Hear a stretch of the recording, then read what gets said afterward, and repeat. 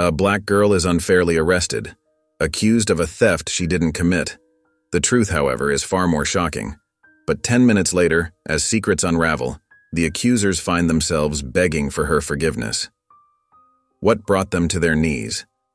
And why are they suddenly begging for mercy? Before we get into the story, comment below where in the world you are watching from today. And if you like this story, don't forget to subscribe.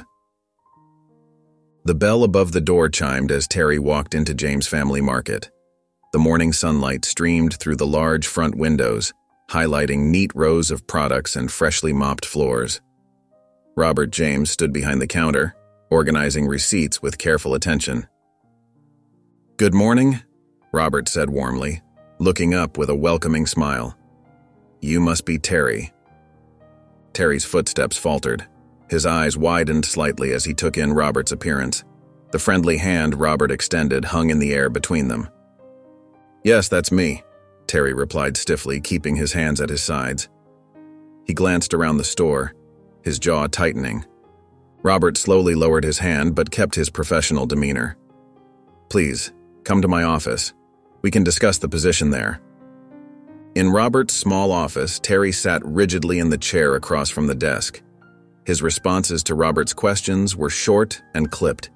Despite his obvious discomfort due to Robert's black skin, his resume showed impressive experience, 15 years in retail management at various stores. "Your qualifications are exactly what we're looking for," Robert said, reviewing the papers. "We need someone who can handle day-to-day operations while maintaining our high standards of customer service." "I can do the job," Terry said flatly, his eyes fixed on the wall behind Robert's head. Robert studied Terry thoughtfully. Robert gestured for Terry to stay seated as the interview wrapped up. "Before you go, I should mention that Esmeralda will be training you tomorrow. She's been handling the manager position until now, so she knows every detail of our operations. She's very thorough and professional." Terry shifted uncomfortably in his chair, his fingers drumming against the armrest. "Fine," he said curtly, avoiding Robert's steady gaze. "She'll be here at 8 a.m. sharp," Robert continued, maintaining his professional tone. He folded his hands on the desk between them. "She'll walk you through everything you need to know, from our inventory system to our customer service protocols." "Understood," Terry replied, standing up quickly and pushing his chair back with more force than necessary. "I'll be here."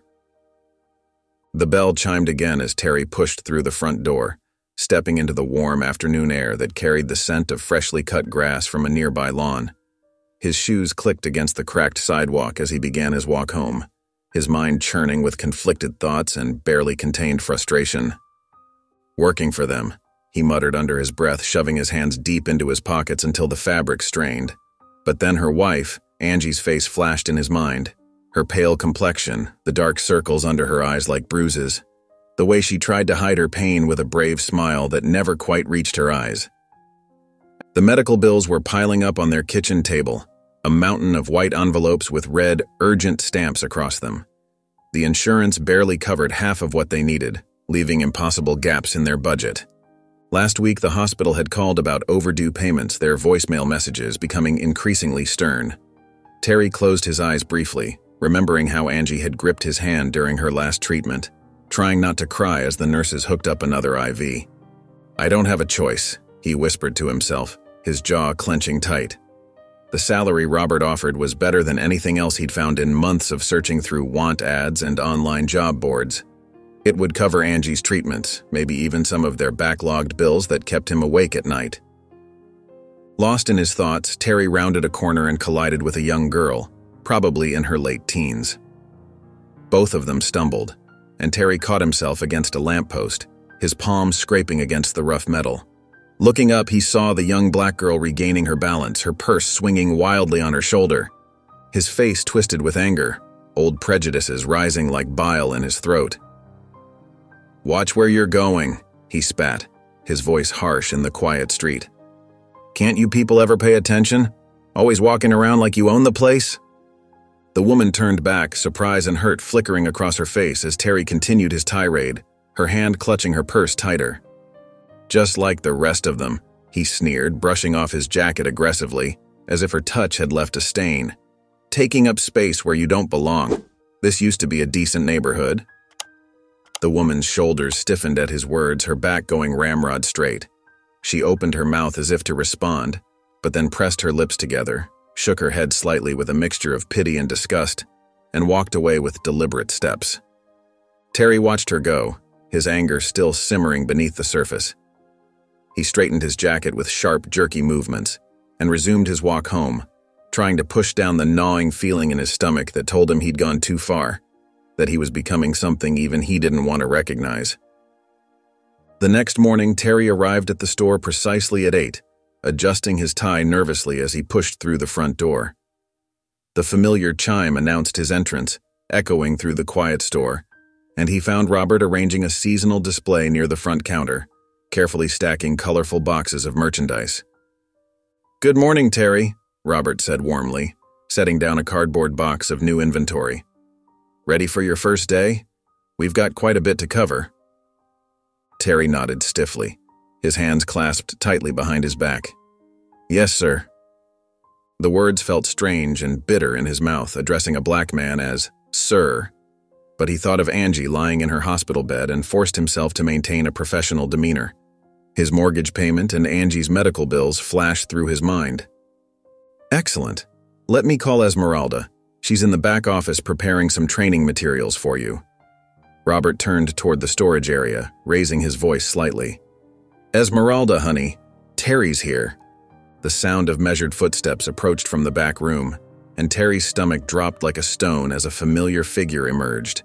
His throat went completely dry as he recognized the same young woman he'd berated on the street yesterday.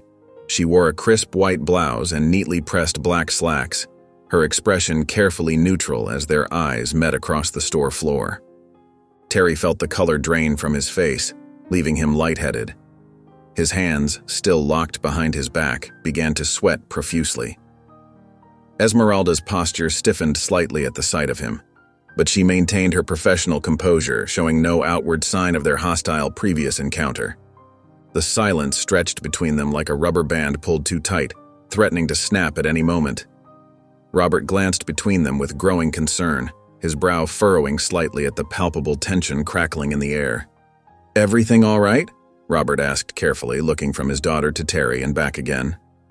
"Of course, Dad," Esmeralda replied smoothly, though her voice carried a slight edge that only Terry would understand.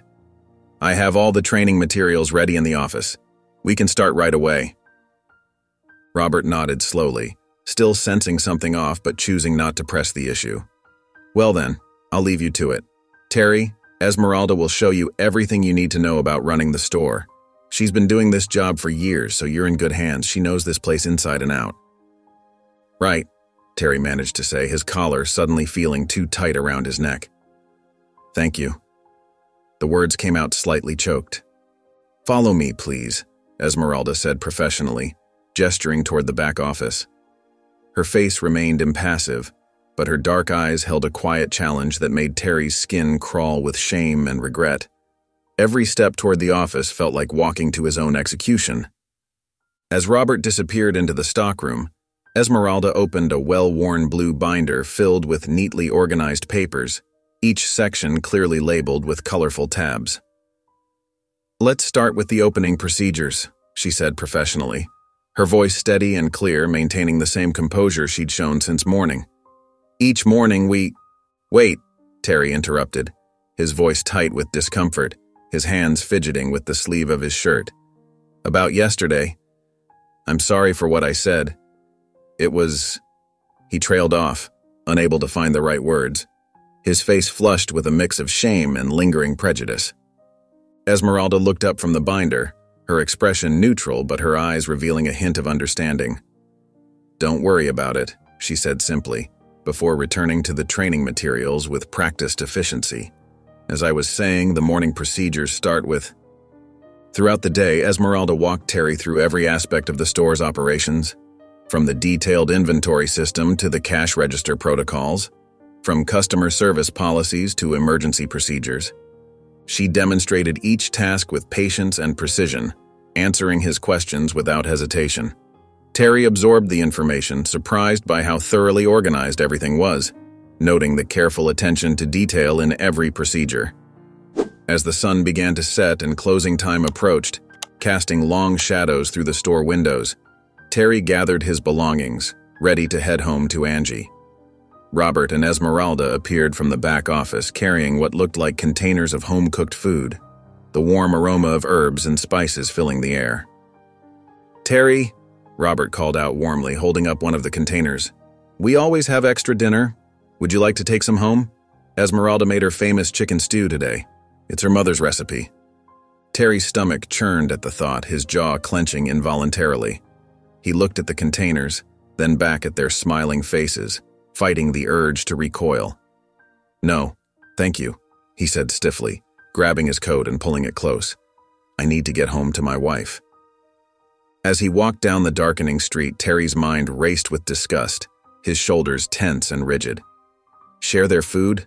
Food they touched with their hands? He thought, his lip curling involuntarily, his hands balling into fists in his pockets. Never. The mere idea made him shudder as he quickened his pace toward home, trying to push away the lingering scent of the stew that had, despite himself, made his mouth water.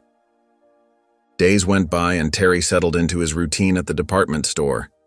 Every day he would come at precisely 8 in the morning and leave in the evening without uttering a word, or trying to make any friendly conversation with Robert and Esmeralda. One day an unexpected visitor caught his eye. The bell above the door chimed as Sarah, a woman in her late 30s, rushed in, her heels clicking rapidly against the tile floor. Her blonde hair was pulled back in a messy bun, and she clutched a large leather handbag close to her chest.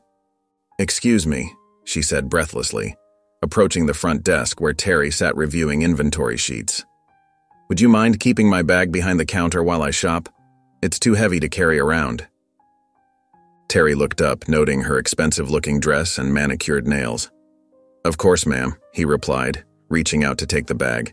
"I'll keep it safe for you." "Thank you so much," she said, already turning toward the aisles. "I'm Sarah, by the way. I'll be quick." As Sarah disappeared into the household goods section, Terry placed the bag behind the counter. It was heavier than he expected, and his curiosity got the better of him. Glancing around to make sure no one was watching, he carefully unzipped the bag. His eyes widened at what he saw. Beneath a few ordinary items, a makeup bag, some tissues, and a small notebook, lay several neat stacks of $100 bills, bound together with rubber bands. Terry's hands trembled as he quickly zipped the bag closed again, his heart pounding in his chest.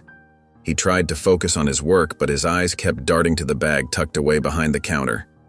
The image of those crisp bills burned in his mind. His thoughts immediately went to Angie, to her mounting medical bills, to the treatments they couldn't afford. That much money could change everything for them. Terry wiped his sweaty palms on his pants, forcing himself to take the money from the bag. He could hear Sarah's footsteps as she moved through the store, the sound of items being placed in a shopping basket, all while that bag sat there just within reach. Terry's internal struggle was interrupted by the sound of Esmeralda's footsteps approaching the front desk. His palms grew even sweatier as he spotted her, and his heart hammered against his ribs like a trapped bird trying to escape. "Esmeralda!" he called out, his voice slightly shaky and higher pitched than usual. "Could you watch the front desk for a minute? I need to use the washroom." Without waiting for her response, Terry hurried away, almost knocking over a display of candy bars in his haste. He left Esmeralda slightly puzzled at his abrupt departure. She took her place behind the counter, organizing some papers that Terry had left scattered across the surface like autumn leaves. A few minutes later, Sarah emerged from the aisles with a shopping basket filled with various items.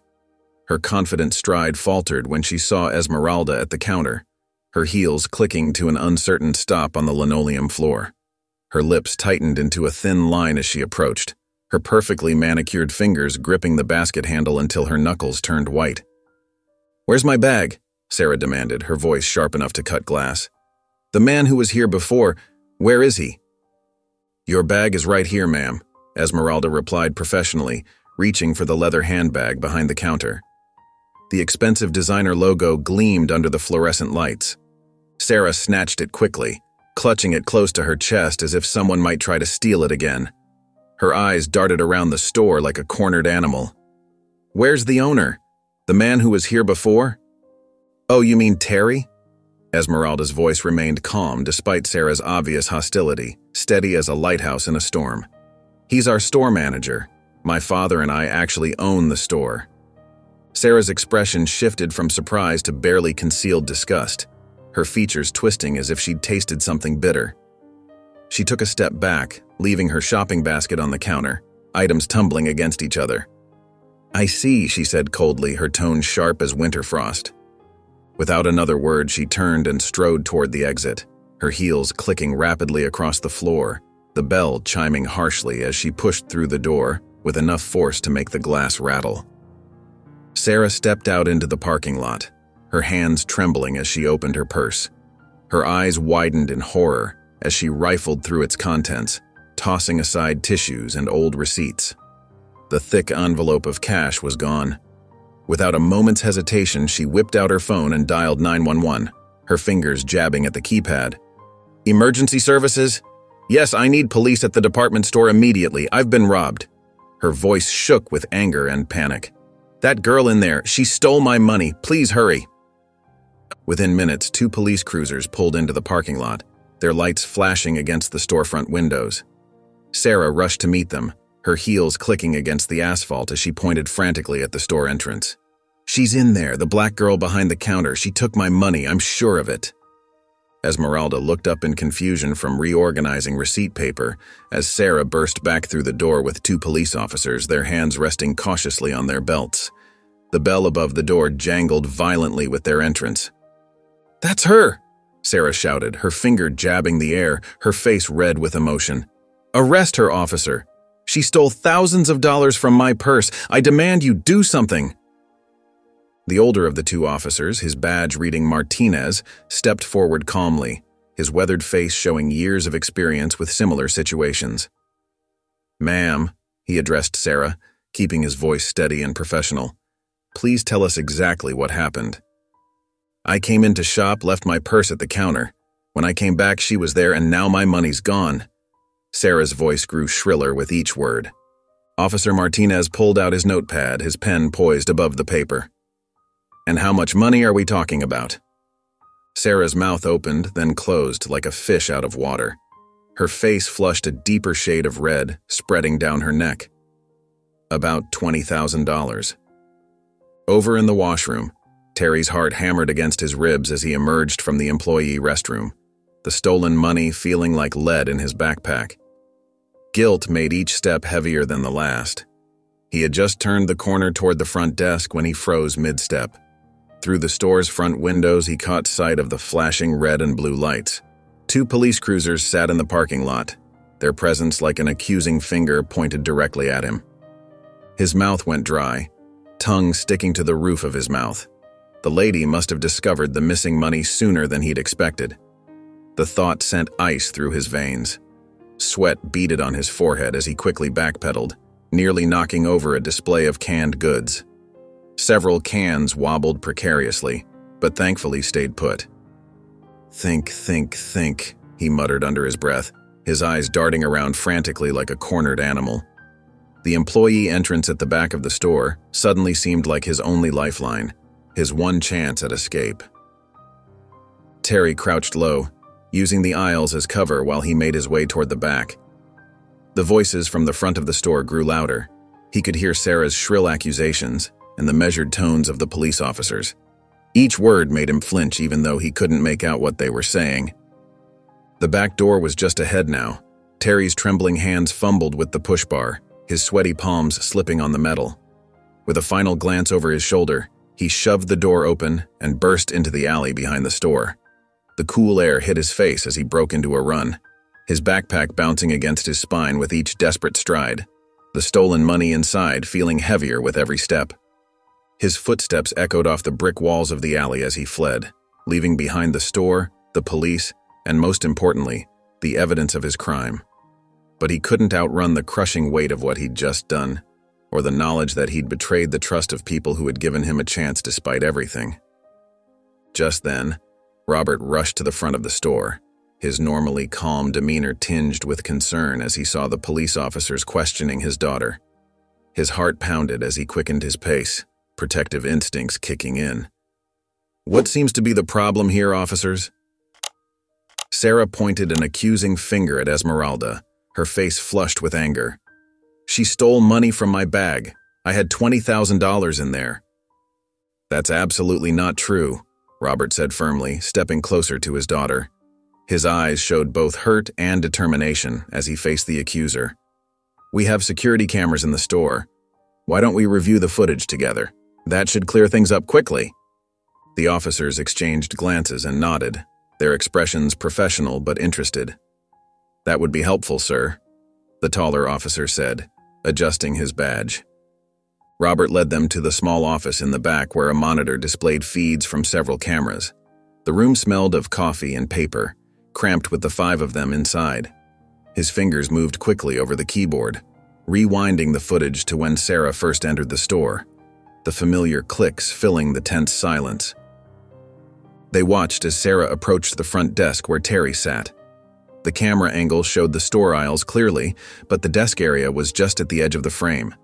They could see Sarah hand something to Terry before walking into the store, her movements casual and unhurried. "There," Sarah said, leaning forward, her finger jabbing at the screen. "That's when I gave him my bag. I trusted him to keep it safe." The footage continued, showing Terry suddenly getting up from his desk and hurrying away, asking Esmeralda to cover for him. His departure seemed rushed and unnatural. Minutes later, Sarah returned to find Esmeralda at the desk instead, confusion evident in her body language. The first officer scratched his chin thoughtfully, his eyes narrowing at the screen. "Ma'am, you said you handed your bag to a male employee, correct?" "Yes, the manager," Sarah replied, her voice less certain now, some of the earlier conviction fading from her tone. "And then he disappeared rather abruptly," the second officer noted, studying the footage again, leaning closer to the screen. "Where did he go after that? Did anyone see him leave the building?" Robert's face showed growing concern as he watched the sequence of events unfold on the screen. The evidence wasn't conclusive, but Terry's sudden departure seemed suspicious now that they were reviewing it. His stomach tightened as he considered the implications. "Unfortunately, the camera angle doesn't show us what happened to the money," the first officer said, straightening up and adjusting his belt. "But this footage does confirm that Miss James wasn't involved with the bag at all until after the male employee left. She appears to be completely innocent in this matter." The first officer turned to Esmeralda, his expression deeply apologetic, his weathered face creased with genuine concern. "I'm very sorry for the misunderstanding, miss. It's clear you had nothing to do with this incident. We should have handled this situation more carefully." Sarah's face flushed red with embarrassment, her cheeks burning hot. She wrung her hands together nervously, unable to meet Esmeralda's eyes as shame washed over her. I'm so sorry. I jumped to conclusions and that was wrong of me. I should have known better than to make such accusations." Esmeralda nodded gracefully, though her eyes held a hint of sadness at the day's events. "Thank you for apologizing. I understand these situations can be confusing." "Mr. Robert James," the second officer said, pulling out a small notepad from his breast pocket. "Do you have any contact information for this employee? His home address, perhaps? We need to catch him as soon as possible." Robert moved quickly to his office, the sound of shuffling papers and opening drawers filling the quiet store. He returned moments later with Terry's employment application, the paper slightly crumpled in his haste. "Here it is," he said, handing the form to the officer. "He just started working here a few weeks ago. Everything should be current." The officers copied down the address in their official notebooks, and with quick nods of thanks and professional courtesy, they hurried out to their patrol car. The sirens remained silent as they pulled away from the store, but their lights flashed urgently through the evening darkness, casting alternating red and blue shadows across the nearby buildings. Just 10 minutes later, they stood at Terry's front door in a quiet residential neighborhood, lined with modest homes and well-kept lawns. The porch light cast long shadows across their serious faces as the first officer raised his hand and knocked firmly on the door. The sound echoed through the quiet street, followed by the distant bark of a neighbor's dog and the rustle of wind through nearby trees. They waited, hands resting near their belts out of professional habit, as footsteps approached from inside the house, growing louder with each passing second. The door creaked open with a long, ominous sound, and Terry stood there, his face pale and sweaty like he'd just run a marathon. His hands trembled slightly as he gripped the doorframe with white knuckles, trying to appear casual but failing miserably at hiding his nervousness. "Yes, officers? Is something wrong?" he asked, his voice catching in his throat. "Mr. Terry Matthews?" the first officer asked firmly, his badge gleaming under the porch light. "We need to discuss the incident that occurred at James' department store earlier today." Terry's shoulders slumped visibly, and his carefully maintained facade crumbled instantly like a house of cards. I. His voice cracked as he looked between the two stern faces before him, his eyes darting back and forth like a cornered animal.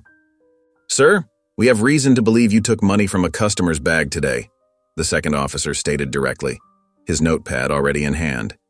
"It would be in your best interest to cooperate."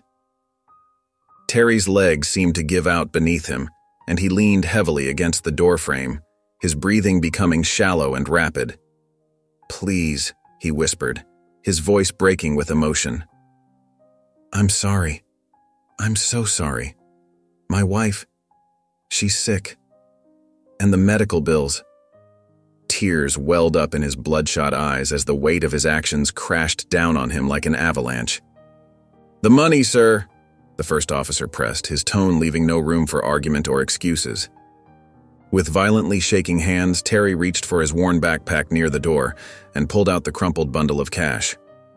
"Here," he said, holding it out like it was burning his fingers. "It's all there. I haven't touched any of it, please. I've never done anything like this before, never in my life." The second officer took the money and carefully secured it in an evidence bag while his partner continued, his voice firm but not unkind. "Mr. Matthews, you'll need to come with us to the station. Whether charges are pressed will be up to Mr. James, but we need to process this incident properly." "Please," Terry begged again, his face contorted with fear and shame like a man drowning. "I'll do anything. I know what I did was wrong. I was desperate. You have to understand."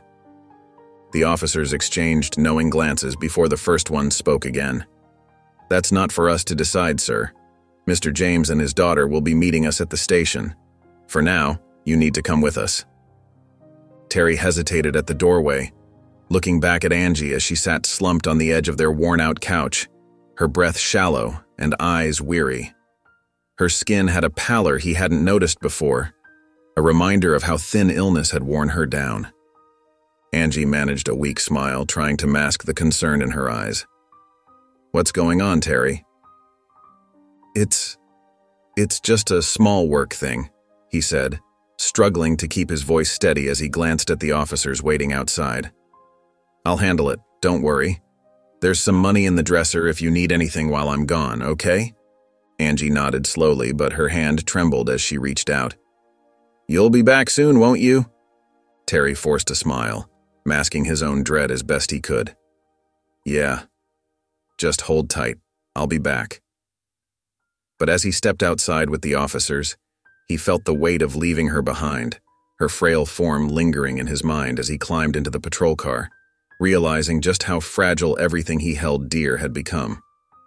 At the station, they led him through fluorescent-lit hallways to a small waiting room that smelled of coffee and anxiety. "Wait here," one officer instructed, gesturing to the chairs.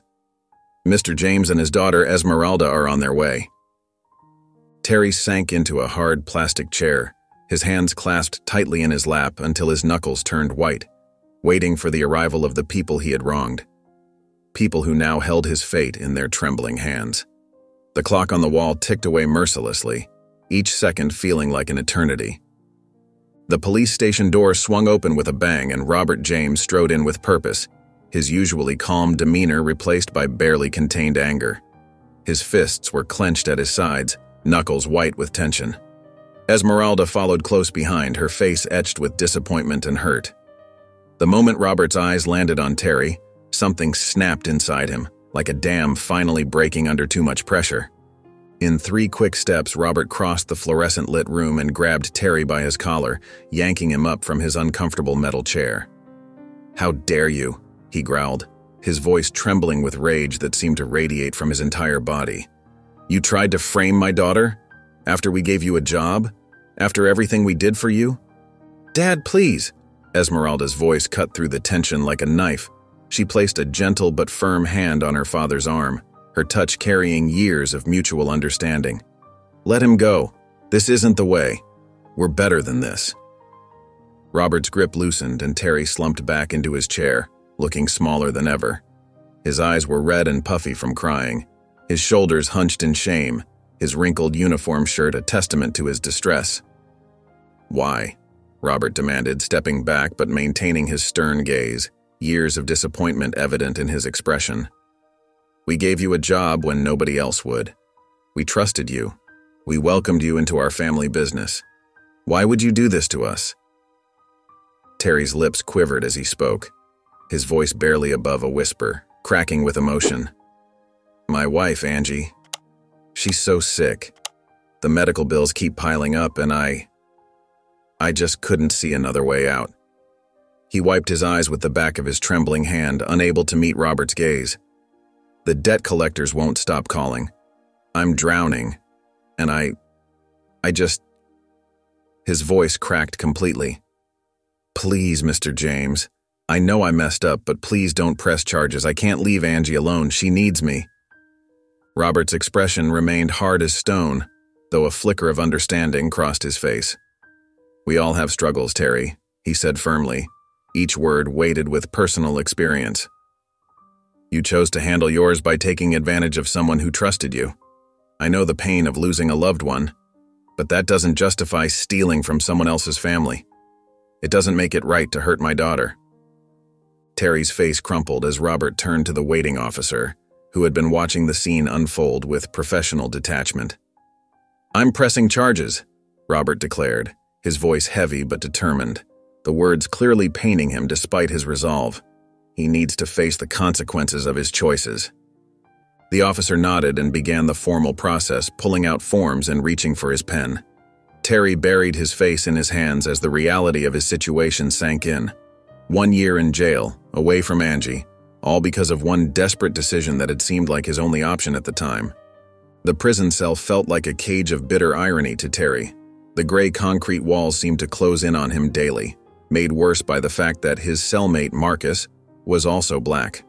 The fluorescent lights cast harsh shadows that only emphasized the cramped space, making Terry feel trapped in more ways than one. Every morning when Terry woke up to see Marcus's face across the small space, his jaw would clench with renewed anger. "Morning?" Marcus would say with steady politeness, but Terry would only grunt in response, turning to face the wall, his shoulders rigid with tension. The metal bed frame creaked under Terry's weight as he lay there, hour after hour, letting his resentment simmer. The thin mattress offered little comfort as his thoughts constantly drifted to Robert and Esmeralda James, the people he blamed for his current situation. In his mind, they had put him here, torn him away from Angie when she needed him most, leaving him to rot in this 6x8 concrete box. They could have shown mercy, he muttered to himself one afternoon, watching shadows crawl across the cell floor like silent accusers.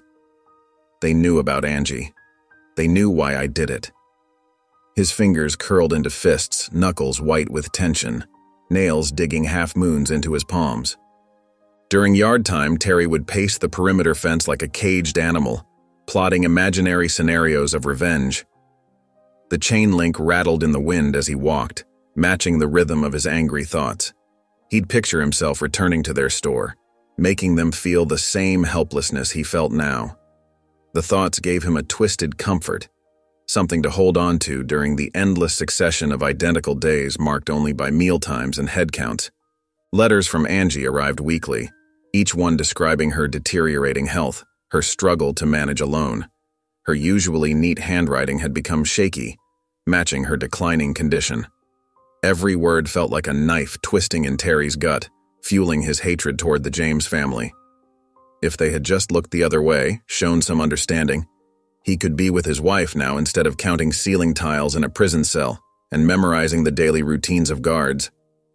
One letter, however, struck him harder than the rest. Angie's words were more surprising, laced with an unsettling revelation. "Something unexpected happened, Terry," she had scrawled.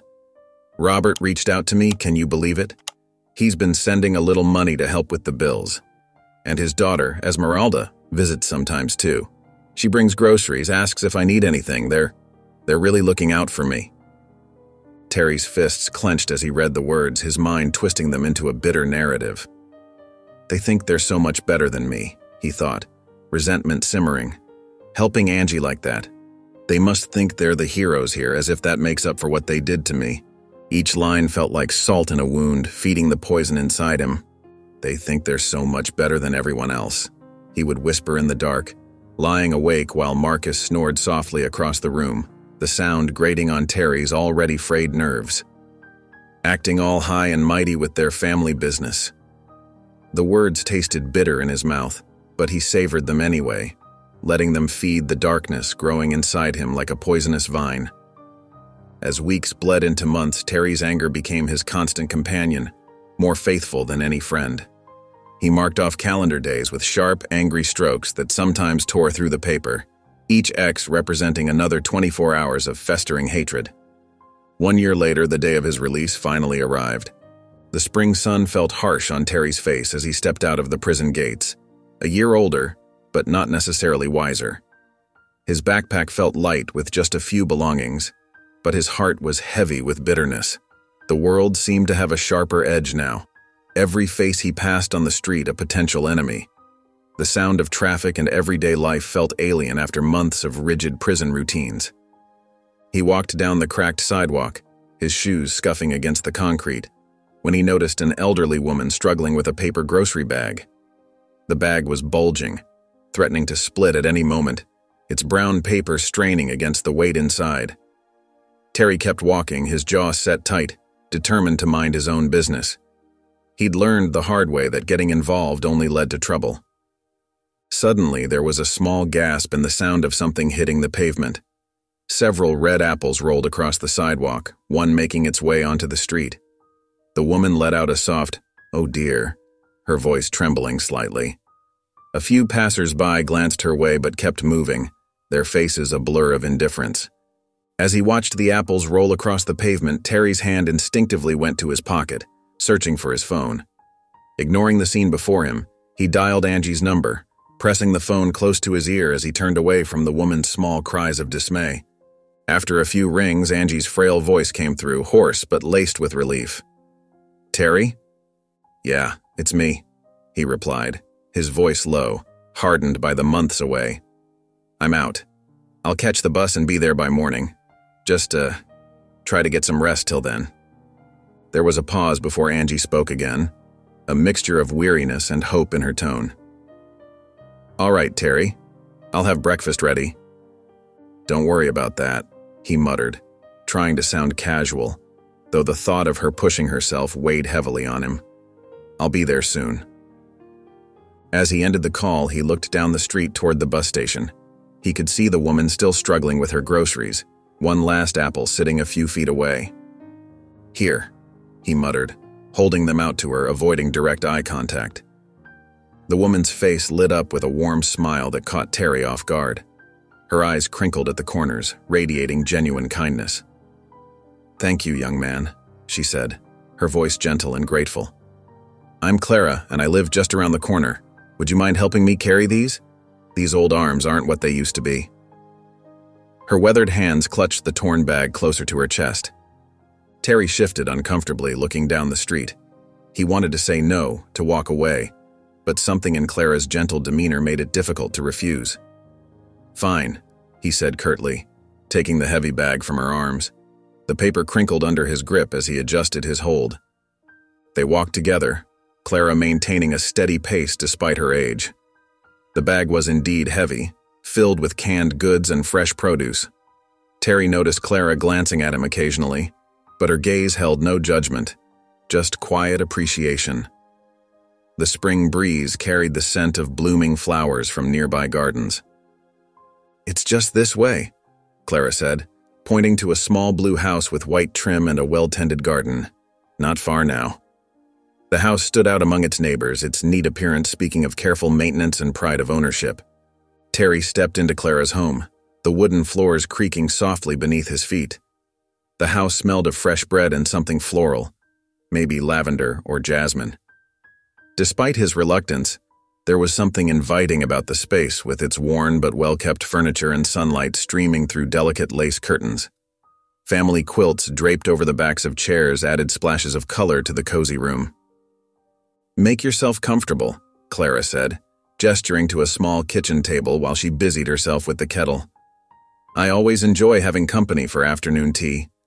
It makes the day brighter somehow." Terry's eyes wandered to the photographs that covered nearly every wall. They told a story that made him pause. Family portraits showing children of different races, all beaming at the camera, all clearly part of one family. His brow furrowed as he tried to make sense of what he was seeing. Some photos showed Christmas mornings, others captured birthday parties and graduations. Ordinary moments made extraordinary by the visible love that connected them all. Clara set down 2 steaming cups of tea and a plate with thick slices of homemade bread, still warm from the oven. The china clinked gently against the wooden table as she settled into her chair, smoothing her skirt with practiced grace. Terry sat stiffly, his hands wrapped around the warm cup but not drinking, his fingers tracing the delicate pattern on the porcelain. "You know," Clara began, her voice soft with remembrance, "I never thought my life would lead me here." She gestured to the photos surrounding them. "I've been a mother to 3 beautiful children, 2 adopted black and 1 my own kid who's white. Each one of them brought something special to our family." Terry couldn't hide his surprise, his eyebrows shooting up. The words tumbled out before he could stop them. "2 black kids and 1 white? Don't you face any issues?" His voice carried a mix of disbelief and genuine curiosity. Clara's eyes met his, filled with understanding rather than offense at his question. A gentle smile crossed her face as she stirred her tea, the spoon making tiny circles in the amber liquid. "Of course, there are always people who don't understand. They say things, make assumptions. But I chose to raise my children to be strong, to know that family isn't defined by color." Her smile turned slightly wistful. "They are now abroad, and I live alone. But their love fills every corner of this house." Terry sat there, absorbing her words, the tea warming his hands as he tried to process this unexpected revelation. The photographs seemed to watch him, challenging his long-held beliefs with their images of shared joy and family bonds that defied his understanding. Each smiling face told a story of love that transcended the boundaries he'd always taken for granted. Terry shifted in his chair, studying Clara's face more closely now. The loneliness in her eyes was familiar. He'd seen it often enough in the mirror during his time behind bars. The same hollow look that had greeted him every morning in that tiny metal mirror haunted her gentle features, making his chest tighten with unexpected recognition. "Do you really live all alone?" he asked, his voice softer than before, almost a whisper. "With no one to visit you?" Clara nodded, her fingers tracing the rim of her teacup. The ceramic made a soft clicking sound against her wedding ring, a quiet rhythm that echoed in the stillness of the kitchen. "Yes. Most days it's just me and my memories." She glanced at the window, where heavy snowflakes had started falling, coating the world outside in white. The branches of the old maple tree swayed under their growing burden, creaking softly in the winter wind. "The children call when they can, but it's not the same as having someone here. Sometimes the silence gets too loud." Terry followed her gaze to the window. The storm was picking up, wind whistling through the trees and sending snow swirling in thick clouds that danced like lost spirits in the darkening evening. The streetlights were already on, their glow making the falling snow look like golden dust scattered by an invisible hand. Something tugged at his heart, a feeling he hadn't experienced in a long time, a mix of compassion and connection that caught him off guard. Maybe it was the warmth of her kitchen, or the way she'd shared her story without judgment, but he found himself speaking before he could think it through. "I could stay here tonight," he offered, surprising himself with the gentleness in his own voice. His hands fidgeted with the napkin on the table, folding and unfolding the corners nervously. "Help you out, with the storm coming and all." He left out the part about his recent release from prison, the words sticking in his throat like thorns that threatened to choke him. The thought of spending another night alone with his bitter thoughts suddenly seemed unbearable, like a weight too heavy to carry.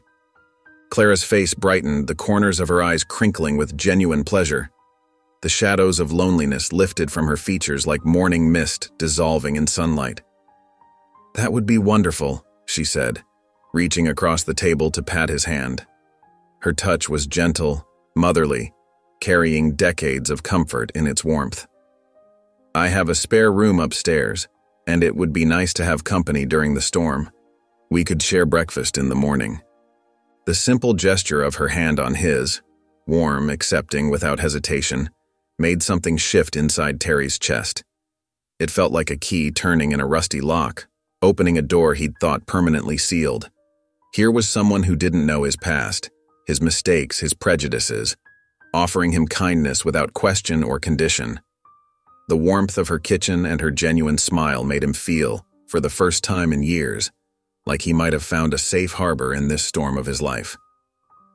Terry followed Clara up the creaking wooden stairs to the guest bedroom.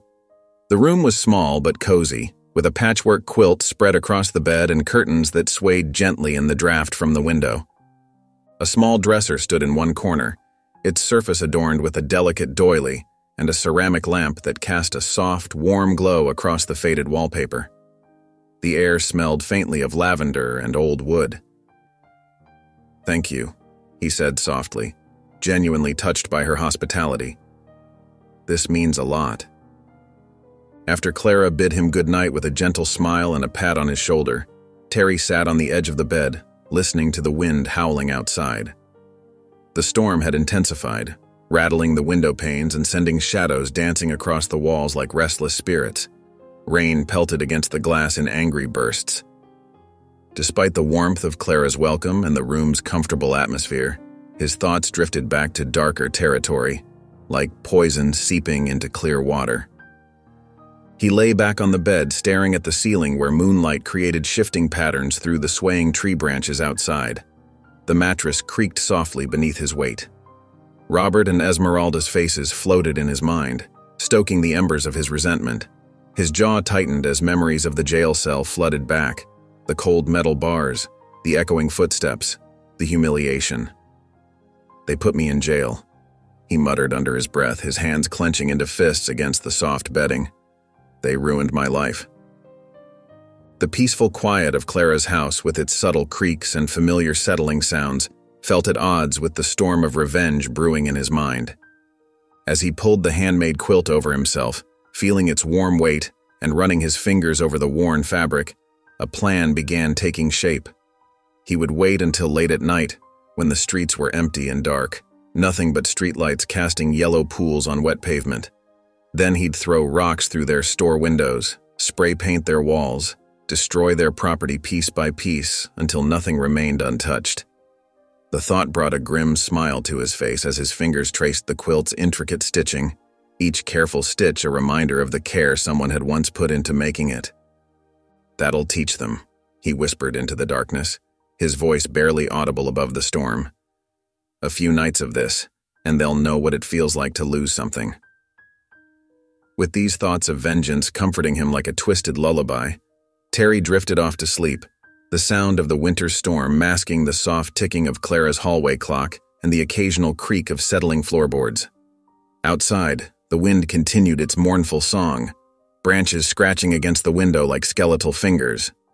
Next day, Terry woke to the sound of muffled sobs filtering through the thin walls. The early morning light was just beginning to creep through the window, casting long shadows across the guest room floor. He sat up, his heart beating faster as he listened to the heartbreaking sounds that seemed to echo through the quiet house. The unfamiliar bed creaked beneath him as he swung his legs over the side. Following the noise, he walked down the hallway until he reached Clara's room. The wooden floorboards felt cold beneath his bare feet, and the morning chill made him shiver. The door was slightly ajar, and through the gap, he could see her sitting on the edge of her bed, illuminated by the soft glow of her bedside lamp. She was holding a framed photograph, her shoulders shaking with each sob that seemed to come from deep within. "Clara?" Terry called softly, pushing the door open with a gentle creak. "Are you okay?"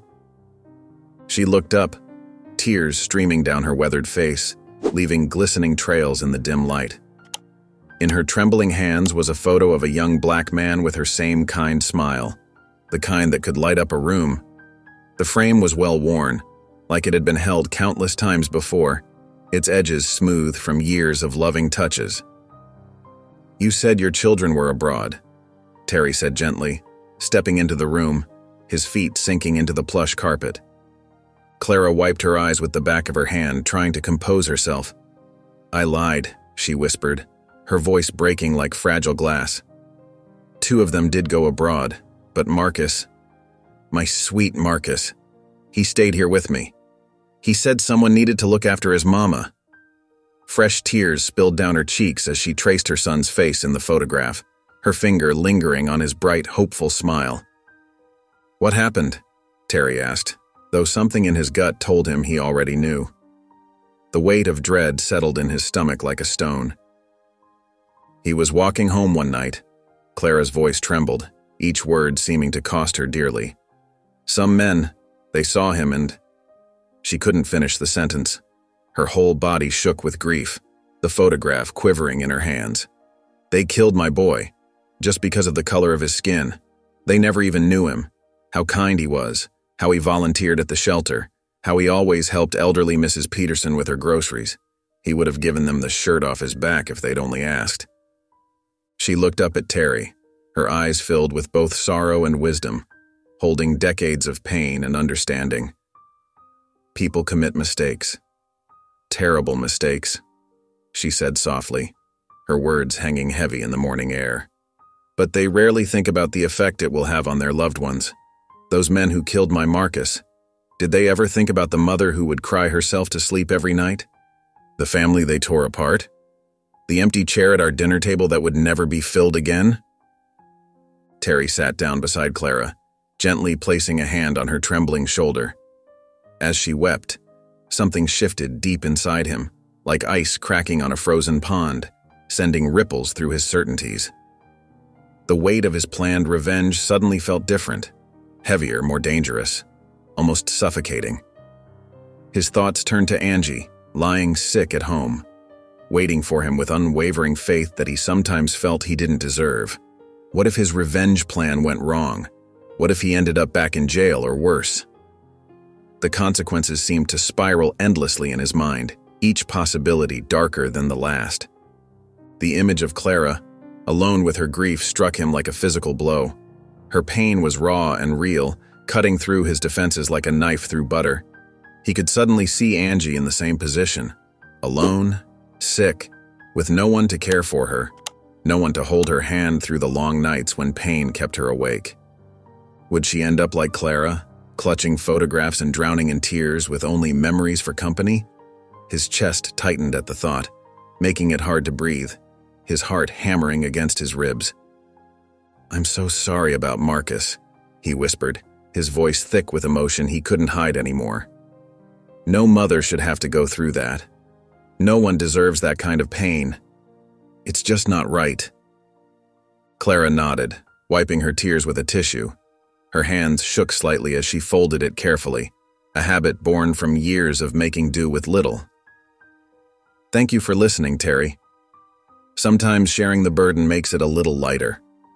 You're a good man, underneath it all.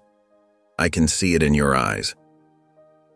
After making sure Clara was calmer, Terry gathered his few belongings, his movements careful and deliberate. His mind was racing with a new perspective as he said goodbye, promising to check on her soon. The morning air was crisp as he walked home, his footsteps quick with urgency to see Angie. Each step seemed to pound out the truth he'd been avoiding, echoing in his head like a drumbeat. After a long bus ride, he found her in their small living room, wrapped in a blanket on the worn couch they'd bought together years ago. Her face was pale, but she smiled when she saw him, lighting up the room despite her weakness, her love shining through the illness that tried to dim it. "Terry," she said softly, reaching for his hand with fingers that seemed too thin. "I missed you." Looking at her fragile form, the full impact of what he'd been planning hit him like a thunderbolt. His revenge could have cost him everything, could have left Angie alone just like Clara, could have destroyed the only good thing left in his life. He sat beside her, pulling her close, breathing in the familiar scent of her shampoo, feeling the steady rhythm of her breathing against him like a lifeline to everything that mattered. "I missed you too," he whispered, his voice catching on the words. "More than you know. More than I even knew myself." Terry held Angie's hands tightly, his eyes welling up with tears as his fingers trembled against her delicate skin. "I've been such a fool, Angie. All this time, I thought I knew what was important, but I was wrong. So terribly wrong. You're everything to me, and I promise, I swear on my life, I'll never do anything to risk losing you again. No more crimes, no more wrong choices, no matter how tough things get, we'll face it together, the right way." Angie squeezed his hand back, her touch gentle but reassuring. Despite her weakness, there was strength in her grip. "I know you mean that, Terry. I've always believed in you, even when you stopped believing in yourself. How did you manage while I was away?" Terry asked, his voice thick with guilt and fear. "The medical bills, the treatments, they must have been impossible to handle." Angie's next words hit him like a physical blow, leaving him breathless. "Mr. Robert, he helped me, Terry. Didn't I tell you in my letter? Every month, without fail, he sent money to make sure I got proper care. He never missed a payment even after everything that happened. He'd check in personally to make sure I had everything I needed." Terry sat back, stunned, the hospital chair creaking beneath his sudden movement. The man he'd been planning to harm had been caring for his wife all along. The same man he'd disrespected, stolen from, and nearly framed his daughter. That man had shown more humanity than Terry had thought possible. The reality of it made his chest ache with shame. "He said everyone deserves compassion," Angie said softly, her eyes gentle with understanding. "He told me he understood what it's like to watch someone you love suffer through illness. He lost his wife that way. He said no one should have to face that journey alone." Terry covered his face with his hands, overwhelmed by shame and gratitude. Hot tears leaked between his fingers as the weight of Robert's kindness crushed his remaining prejudices like a house of cards in a strong wind. Here was a man who had every reason to hate him, yet chose to help his sick wife instead. The realization of his own bigotry and Robert's grace left him completely undone. The next morning, Terry stood outside Robert's store, his heart pounding against his ribs like a hammer. The familiar storefront looked different now, not just a building, but a testament to the goodness he'd been too blind to see. Even the faded paint and worn brick seemed to hold new meaning. Taking a deep breath that shuddered through his entire body, he pushed open the door, the familiar bell chiming above. Robert was arranging items on a shelf, his back turned, humming softly to himself. At the sound of the bell, he turned around, his expression shifting from a welcoming smile to surprise when he saw Terry standing there, shoulders hunched with the weight of his conscience. "Mr. James," Terry began, his voice thick with emotion, hands fidgeting at his sides. I needed to come here, to thank you. Angie told me what you did while I was away, how you helped her, made sure she got her treatment, how you even drove her to the hospital yourself." Robert set down the items he was holding, giving Terry his full attention, his eyes kind but watchful. Terry continued, his words tumbling out like water from a broken dam. "I was so wrong, about everything. About you, about people. I let my prejudices blind me to the truth. You showed kindness to my wife when I couldn't be there, even after what I did to you and Esmeralda. You're a better man than I ever was." Tears welled in Terry's eyes as he spoke, his voice cracking with each word. "I'm changed now. Really changed. Meeting someone who lost their son to hate, seeing how you helped my wife despite everything, it's opened my eyes. I know words aren't enough, but I promise you I'm done with my racist ways. I want to be better, to do better, to make things right." Robert studied Terry's face for a long moment, taking in every line of remorse etched there. Then a warm smile spread across his features. "You know, Terry, this is exactly what I hoped would happen. Not the jail time," he chuckled softly, shaking his head. "But this transformation. I'm proud of you for choosing to change. It takes real courage to admit when you're wrong." He extended his hand to Terry, the same hand Terry had refused to shake during their first meeting, when his heart had been full of hate.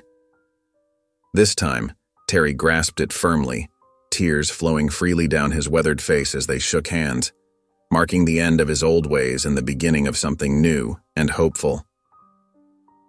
If you enjoyed the story of Terry, I handpicked this next story that you will enjoy. Please don't miss this one. Click here to watch it.